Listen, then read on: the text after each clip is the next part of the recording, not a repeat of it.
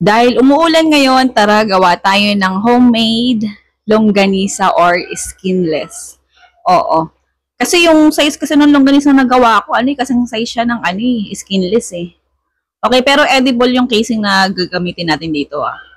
Okay, yung lagay ko rito, karne ay pork. Pero kung gusto niyo na ibang karne, kung bawal kayo ng pork, pwedeng iba. Okay, tapos gamit tayo anyan. Ayan, dalugin lang natin. Tapos sunod natin yung carrots, kamatis, tapos yung bawang at sibuyas. Mas maganda kung durugin, ano nyo na sila hiwain nyo pa, para mas mabilis silang madurog sabay-sabay. Kasi ito sa akin kasi sa part na to, may mga parte kasi na hindi na, nadurog pa, nagiling.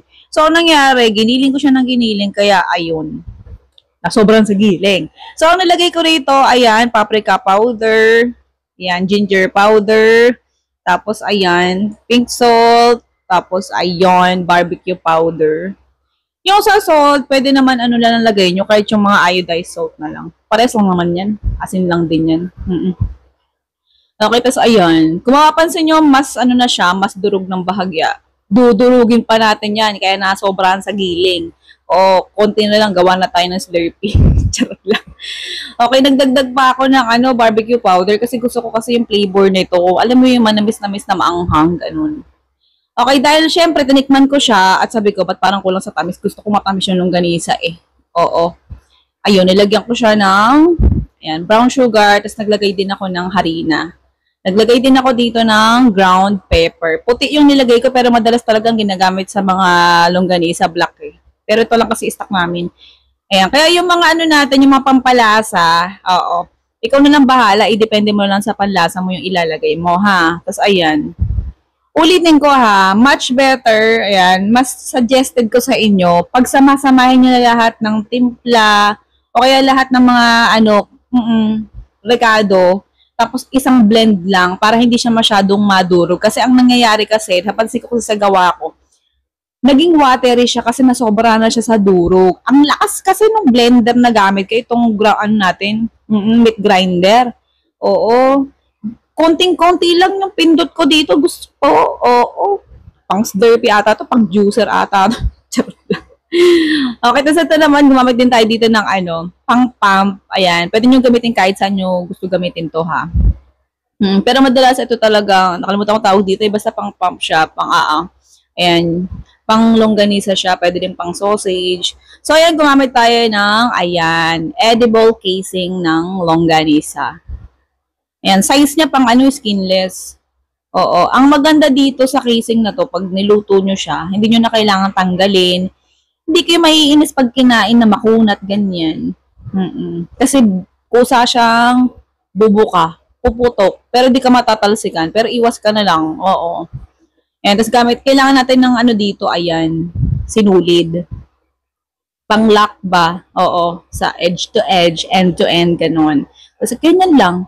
Madali lang naman gumawa. Bali, sa timpla lang talaga nagkakatalo-talo at saka sa procedure. Oo. At sa paggiling.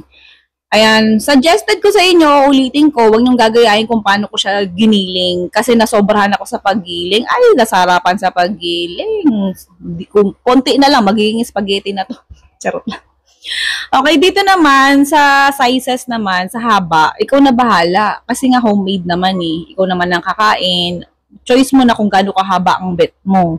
O, yung sa akin kasi iba-iba yung size. O, may mahaba, mayroong sobrang ikli, may maliit, ganyan. Oo, habang ginagawa ko to, ayan, nasa likuran ko, sa gilid ko, sa paligid ko yung mga anak ko, yung tatlo. Ayan, kaya kanyang tayo. Bali, pag binuhol nyo siya dito, ayan, pinapakita ko sa ayan na. Kailangan wag nyo hihigpitan yan, ha, para ma-adjust nyo pa.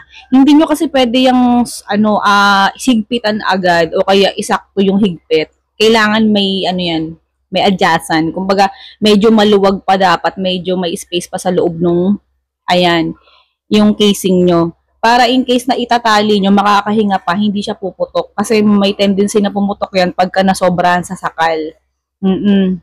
Okay, basta ganun lang. Sa mga na-curious naman, kung yung listahan ng recipe, nasa dulo ng video na to, hindi ko na nilagyan ng costing to, ha. Oo. Oo ha, okay? Kasi this recipe is not so perfect. Pero nasa sa'yo if you wanna try this, my own recipe. Oo. Okay, trial and error tong ginawa ko. Kasi gustong gusto ko kasi gumawa ng garlic longganisa. Tapos ang tagal-tagal ko na itong binili. Last year ko pa binili itong edible casing. Pero okay magala, hindi pa yan expired. Oo, basta may expiration date, tapos lagay mo lang sa rep. Ganun. Tapos ayan, bali gumagamit pa ako dito ng vacuum bag. Bali, ayan, pinakita ko sa inyo. Nilagay ko siya sa vacuum bag, vacuum plastic na bag. Ayan. Makapal yan, maganda yan. Yan yung ginamit ko sa popcorn na recipe ko. Oo, yung binash nyo, naalala nyo yun. Okay. Para if ever, di ba, homemade, tapos hindi mo kaya ubusin lahat. Para di ka na maghanap ng lalagyan mo, ayan, bili ka na lang din ng vacuum plastic na yan. Tapos pakita ko sa inyo paano siya gamitin. Paano nyo siya i-seal. Bale, ito, ayan. Kung gusto nyo rin gumamit ng vacuum sealer, ayan. Check nyo yung link sa baba o kaya sa pinaka-screen. Kung sa YouTube kayo nanonood, sa pinaka-screen, may nakalagay dyan. Katulad nun sa TikTok, di ba may yellow basket. Sa YouTube, meron din. Check nyo lang. Sa bandang left side sa baba. Okay, ganyan lang siya. Pindot-pindutin mo lang. Tapos, ayan. Ayan, mababacuum na yan. Wag mo lang masyado isasagad yung niyan. Oo. Gitna mo yung butas ng plastic para ma-vacuum siya. Yan, ginugupit ko yung bawat dulo kasi may excess siya na space. Oo. Ayan, kung titignan nyo, ang ganda ng pagka-vacuum, di ba? Oo. Kahit saang pagkain, pwede nyo gamitin to. O kung saan man gusto nyo gamitin, pwede. Basta kung anong gusto nyo ma-vacuum ba. Diretso na yan, pagka-vacuum niya, masisealed na yan. Oo, medyo intay ka lang mga after 1 minute bago mo i-sealed at saka i-vacuum kasi hindi agad magsisealed pag ginamit mo agad kung kasasaksak pa lang kasi iinit pa di ba? Yung pinaka-sealer. So, ayan yung anak ko, gusto niya siya maglagay sa freezer. Ayan, sige, push mo yan, ikaw na maglagay. Okay, enjoy niya yan. Ayan, i-stock na namin yan. So, ayan, hindi ko sure kung gusto niyo yung timpla ko o yung pagkakagawa ko, gawin nyo na lang kung gusto nyo. Idepende nyo na lang sa panlasa nyo. Kaya, yung recipe na itong sinare ko sa inyo, ayan, as desire lahat kasi depende na lang sa inyo kasi nga, kayo naman kakain. Sige na, goodbye, good luck. Love you.